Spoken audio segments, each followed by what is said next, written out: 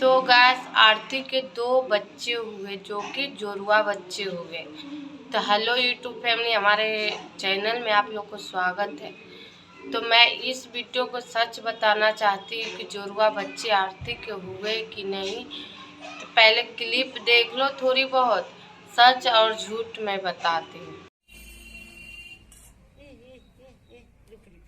दोस्तों बहुत ज्यादा खुश है हम। तो गैस क्लिप देखने के बाद आपको पता चल गया है कि आरती के जो सास है जो बच्चे को सफाई कर रहे थे वो झूठा है, क्योंकि आरती अभी कोई माँ बनी नहीं, क्योंकि उनको पेट में बच्चे अभी हुआ नहीं है।